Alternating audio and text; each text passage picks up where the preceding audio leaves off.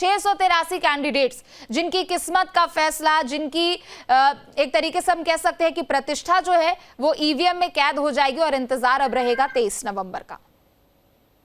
हाँ, बिल्कुल। देखिए, अगर हम चतरा जिले की बात करें तो चतरा जिले में लगभग 60% मतदान हो चुका है। सुबह से ही मतदाता जो है वो मतदान को लेकर काफी उत्सुक दिखे। इस दौरान खासकर अगर हम महिलाओं की बात करें, युवा मतदाताओं की बात करें, तो इन सबों में खासा उत्साह देखा गया। युवा मतदाता शिक्षा और रोजगार के मुद्दे पे जहां वोट कर रहे थे, तो वहीं दूसरी ओर अगर महिलाओं की हम बात करें तो महिलाएं जो है वो महिला सुरक्षा और महिला स्वावलंबन पर, सुरक्षा पर वो वे वोट कर रही थी। क्योंकि खासकर अभी हाल के दिनों में अगर देखें तो झारखंड में जिस तरीके से घुसपैठ बढ़ी है, जिस तरीके से आदिवासी महिलाओं का धर्मांतरण कर मुस्लिम बनाया जा रहा है, तो इन सब मुद्दों को लेकर खासकर महिलाएं गंभीर दिख रही है और उसी मुद्दे को लेकर महिलाएं जो है वो वोट कर रही है। जी बिल्कुल, चूंकि अब हालांकि जो पहले चरण का मतदान है वो अपने समाप्ति की ओर है।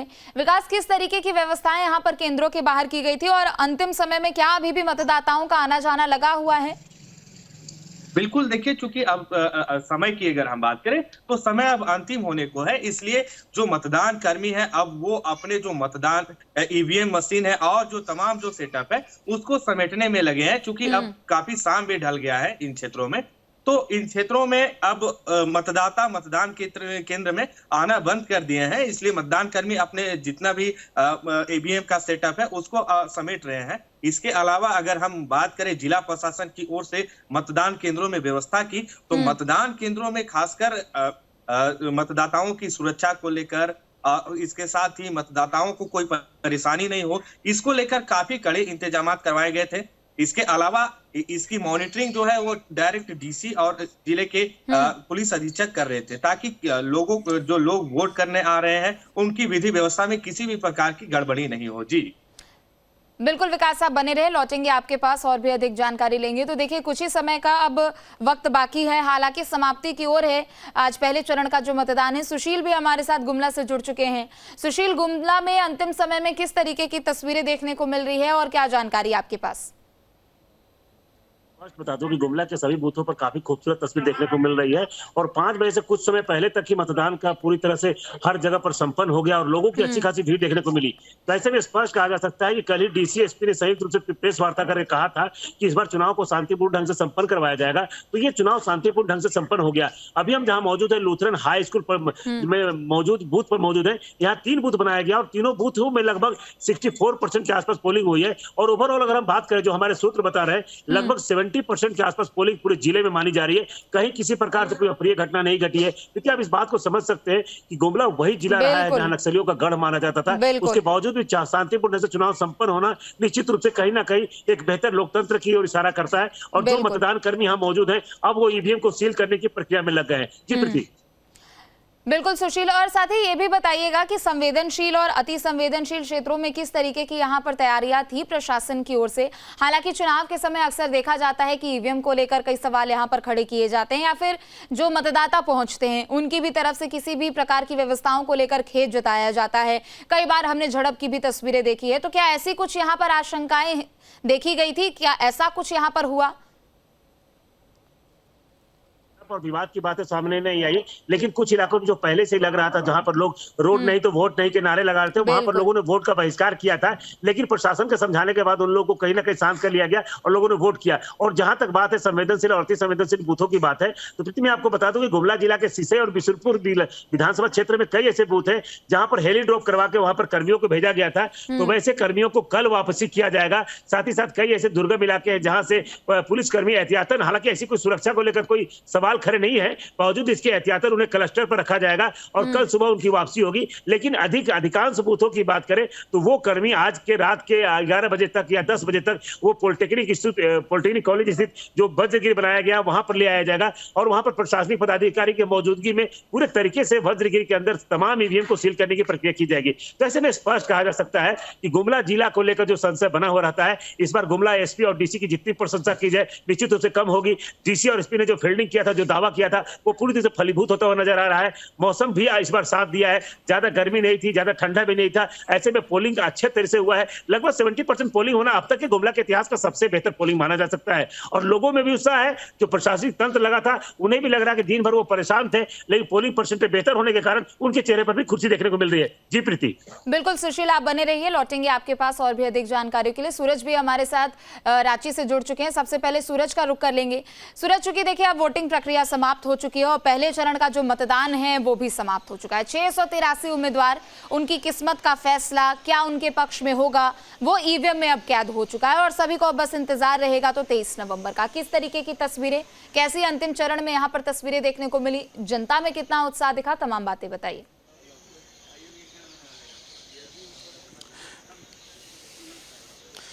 देखिए, बिल्कुल अगर झारखंड असेंबली की बात करें तो ऐसे में इलेक्शन में आज इस तरह से 43 सीटों पर मतदान हुए सुबह 7 से लेकर 5 बजे तक। हालांकि 5 बज चुके हैं और जो मतदान की जो प्रक्रियाएं हैं वो खत्म हो चुकी हैं, लेकिन जो नक्सल प्रभावित एरिया है, जो कुछ ऐसे जिले हैं जहां पर शाम 4 बजे तक ही मतदान हुए हैं, यानी पोलिंग हुए हैं। अगर ओवरऑल हम शाम 5 बजे तक की अगर बात करें तो प्रीति लगभग 66% ओवरऑल मतदान हो चुके हैं पूरे झारखंड के 43 विधानसभा सीटों पर। अभी जहां पर मैं खड़ा हूं ये मुख्य निर्वाचन आयोग है। मैं आपको दिखाऊंगा अपने वीडियो जर्नलिस्ट के माध्यम से मैं दिखाऊंगा कि तमाम जो अधिकारी हैं, मुख्य निर्वाचन पदाधिकारी है, फिलहाल वो यहां पर मौजूद है। थोड़ी देर के बाद एक जॉइंट प्रेस कॉन्फ्रेंस होगी और उस प्रेस कॉन्फ्रेंस में यह बताया जाएगा कि झारखंड के जो तमाम जो 43 विधानसभा सीटों पर चुनाव हुए हैं, किस सीटों पर कितने प्रतिशत पोलिंग हुए हैं, मतदान हुए हैं। लेकिन सबसे बड़ी बात है जो आंकड़े बता रहे हैं, शहरी क्षेत्रों में मतदान के प्रतिशत बेहद कम है और वहीं ग्रामीण क्षेत्रों की बात करें तो बम्पर वोटिंग बताई जा रही है। चाहे वो कोल्हान की ग्रामीण क्षेत्रों के इलाके की बात कर ले या फिर पलामू प्रमंडल की बात कर ले या फिर उत्तरी छोटा नागपुर इलाकों की बात कर ले, जो ट्राइबल और ग्रामीण क्षेत्र है वहां पर काफी अच्छी वोटिंग प्रतिशत बताई जा रही है। कहा जा रहा है कि 70% के आसपास बताया जा रहा है।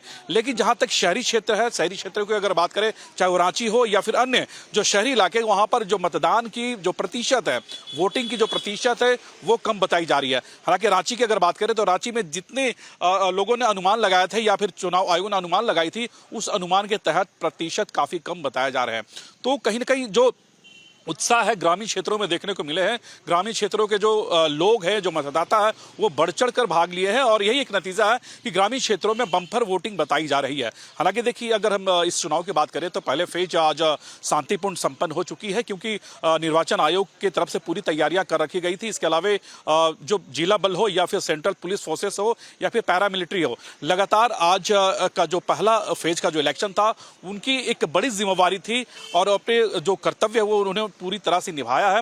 हालांकि इस पूरे ओवरऑल इलेक्शन की बात करें, फर्स्ट इलेक्शन की बात करें, फर्स्ट चरण की बात करें तो किसी तरह का कोई अप्रिय घटना की जो खबरें हैं वो फिलहाल सामने नहीं आई है। ये एक अच्छी कह सकते हैं संकेत है, एक अच्छी खबर है कि अमूमन ये देखा गया कि इस 43 सीटों में ऐसे कई नक्सल इफेक्टेड एरिया थे, उसमें ये कयास लगाई जा रही थी कि खुदा न खास्ता कोई घटना घट सके, लेकिन प्रशासन की जो मुस्तैदी है वो बिल्कुल यहाँ पर काम आई है और कहीं न कहीं यही बेहद सुखद है कि झारखंड में इस बार शांतिपूर्वक जो फर्स्ट फेज का जो इलेक्शन है वो हो चुकी है और अब कह सकते हैं कि जो 643 प्रत्याशी है उनकी अब किस्मत ईवीएम में कैद हो चुकी है। अगर इसमें बात करें तो आज तकरीबन 1,37,00,000 वोटरों ने आज अपने वोटिंग करी है, यानी 1,37,00,000 मतदाता है जो आज अपने मतों का प्रयोग किया है। और इसमें जो मुख्य अगर चेहरे की अगर हम बात करें प्रीति, तो झारखंड के पूर्व मुख्यमंत्री चंपई सोरेन है जो कि कोल्हान के कदावर नेता है। इसके अलावा 4 मंत्रियों की जो शाख है वो आज ईवीएम में कैद हो चुकी है। इसके अलावा कई ऐसे महिला प्रत्याशी है जो पूर्व मुख्यमंत्री की पत्नी है, बहू है, चाहे हम अर्जुन मुंडा की पत्नी मीरा मुंडा की बात कर ले या फिर रघुवर दास की बहू की बात कर लें या फिर पूर्व मुख्यमंत्री मधु कोड़ा की पत्नी गीता कोड़ा की बात कर ले, तो ऐसे कई पूर्व मुख्यमंत्रियों की भी शाख लगी हुई है। तो ये कुल मिला के कहा जा सकता है कि आज जो पहले चरण के जो मतदान थे वो शांतिपूर्वक खत्म हो चुकी है।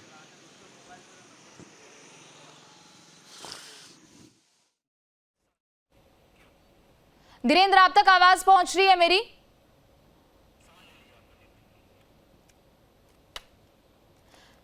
क्योंकि देखिए सरायकेला वो ऐसी जगह जहां से पूर्व मुख्यमंत्री चंपई सोरेन खुद चुनावी मैदान में है और साथ ही साथ उनके बेटे भी बाबूलाल सोरेन भी वहां से चुनावी मैदान में हैं।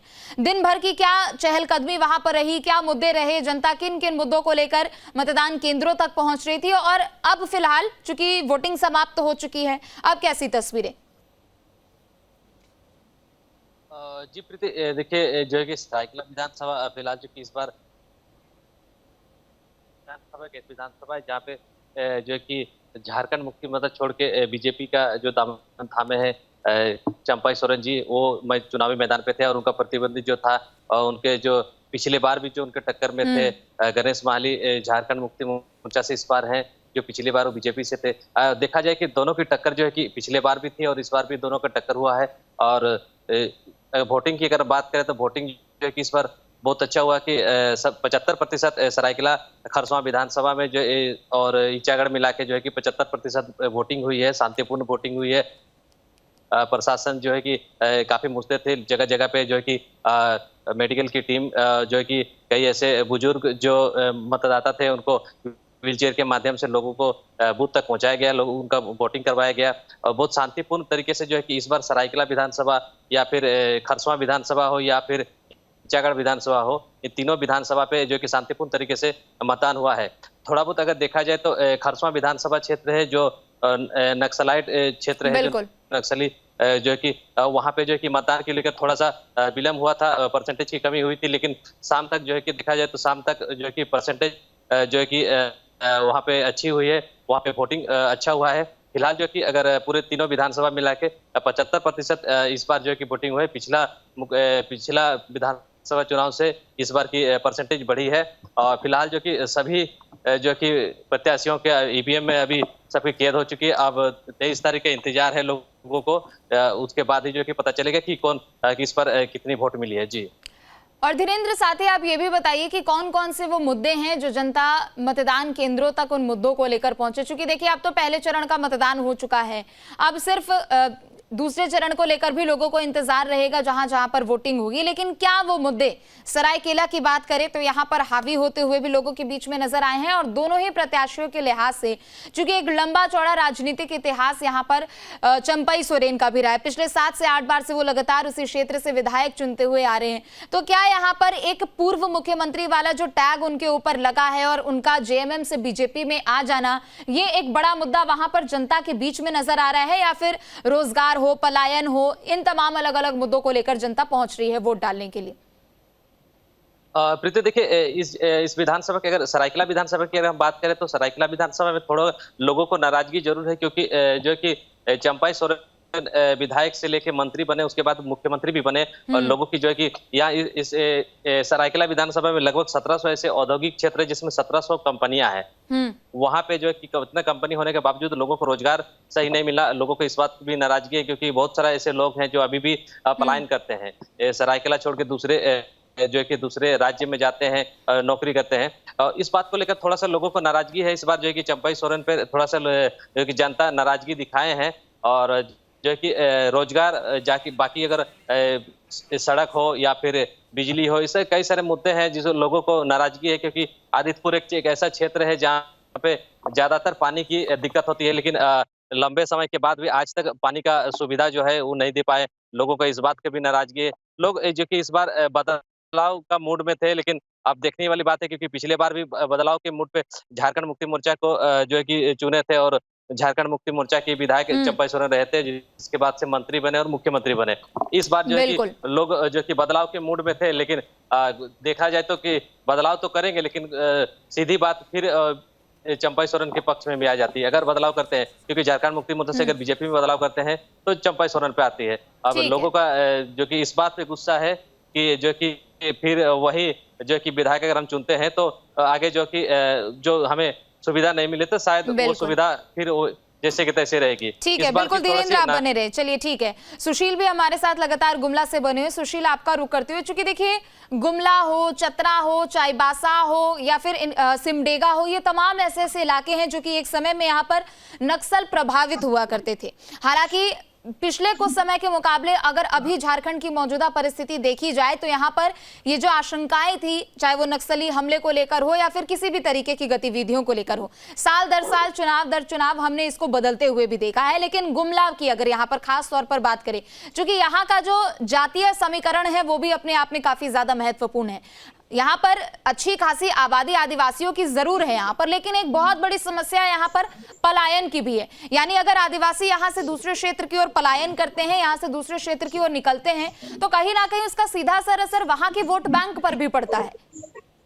जी, निश्चित रूप से कहा जा सकता है कि गुमला जिला एक ऐसा क्षेत्र है जहां से अक्सर लोग पलायन करते हैं। लेकिन सबसे बड़ा दुर्भाग्य की बात यह है कि यहाँ के चुनावी परिणाम को अगर आप ध्यान से देखेंगे तो विकास यहाँ पर बहुत बड़ा मुद्दा नहीं रहा है। यहाँ पर मुद्दा केवल जातिगत समीकरण के आधार पर वोट करके लोग चुनाव जीतते आए हैं। और यही कारण है कि आजादी के लंबे समय बाद और गुमला जिला के स्थापना के लगभग 1983 में इस जिले को स्थापित किया गया था। बावजूद इस जिले की तस्वीर को देखेंगे तो गुमला जिला में अभी शिक्षा, स्वास्थ्य की मूलभूत सुविधाएं आज भी जस की तस बनी हुई है। सड़कों की स्थिति काफी दयनीय है, बिजली पानी की स्थिति तो इतनी दयनीय है कि लोगों को सही रूप से वो नहीं मिल पाता है। तो ऐसे में कहा जा सकता है कि विकास के मूलभूत सुविधाओं से भी वंचित ये जिला आज भी विकास की बाट जो रहा है। और जो भी राजनेता चुनकर जाते हैं उनकी मेंटलिटी भी ऐसी हो जाती है कि वो इस इलाके के विकास की बात नहीं करते हैं। आपको मैं बता दूं प्रीति की गुमला जिला में अक्सर भाजपा और जेएमएम के बीच में टक्कर रहता है, लेकिन अमूमन इन नेताओं के चुने जाने के बाद इस इलाके के विकास की जो तस्वीर होनी चाहिए वो नहीं हो पाता है। और जहां तक नक्सल प्रभावित इलाकों की बात रही है तो मैं आपको याद दिलाना चाहता हूं कि पिछले बार जब रघुवर दास की सरकार थी उस कालखंड में नक्सलियों का जो सफाया हुआ है, उस कालखंड में नक्सलियों का जो यहाँ से पूर्ण रूप से नाश हुआ है,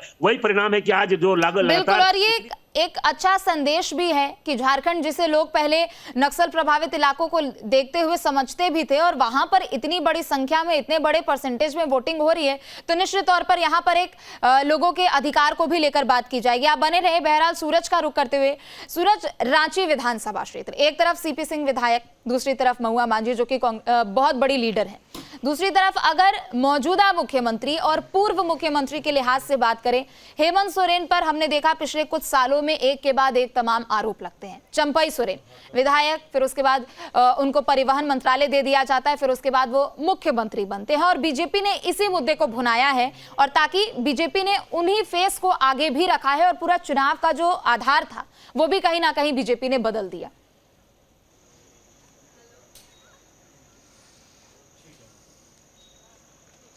देखिए, बिल्कुल अगर आप चुनावी समीकरण को समझे तो चंपई सोरेन के भाजपा में आने के बाद कहीं ना कहीं भारतीय जनता पार्टी के लिए कुल्हान पूरी तरह से मजबूत हो गई है। और कुल्हान में कुल 14 सीटें हैं और 14 सीटों में भाजपा की आज तक कभी खाते नहीं खुली थी। लेकिन जिस तरह से चंपई सोरेन का जेएमएम से विदा होना, उसके बाद भाजपा में शामिल होना, तो कहीं ना कहीं भाजपा के लिए एक शुभ संकेत ये माना जा रहा है। और कहीं ना कहीं इस मुद्दे को लेकर लगातार भारतीय जनता पार्टी, आपने देखा कि जितने भी कार्यक्रम हुए हैं, चाहे उससे पहले परिवर्तन यात्रा की बात कर लें या फिर उसके बाद हम विधानसभा चुनाव की बात कर लें, लगातार बड़े जो चेहरे हैं, चाहे वो मोदी हो या फिर अमित शाह हो या फिर तमाम जो बड़े दिग्गज, उनके मंच पर अभी चंपई सोरेन साफ नजर आ रहे थे, क्योंकि वो दिखाना चाहते थे कि हमारे पास एक आदिवासी नेता है जिससे झारखंड मुक्ति मोर्चा ने अपने परिवारवाद के चलते, अपनी सत्ता के चलते चंपई सोरेन को ठुकरा दिया। उसके बाद वो बीजेपी में शामिल हुए। यानी एक आदिवासी, एक बड़े चेहरे को उन्होंने एक पोजीशन दी, एक जगह दिया। उसके बाद कुल्हान की जो जिम्मेवारी है वो चंपई सोरेन के कंधे पर थोप दिया गया। यानी चंपई सोरेन एक बड़ी वोट बैंक के तौर पर कुल्हान से भारतीय जनता पार्टी के लिए वो उभरे हैं। और इस बार जिस तरह से क्यास ये लगाई जा रही है, जिस तरह से सूत्र कह रहे हैं, भारतीय जनता पार्टी के लोग कह रहे हैं कि कुल्हान की अगर हम बात करें, बिल्कुल। और अगर ऐसा होता है और अगर आंकड़े जो यहाँ पर अभी फिलहाल अभी तक उम्मीद बनाई गई है, अगर वही आंकड़ों में तब्दील होते हैं तो निश्चित तौर पर बीजेपी के लिए बाकी क्षेत्रों के लिहाज से काफी ज्यादा कोल्हान में एक खुशखबरी के तौर पर इसे देखा जा सकता है।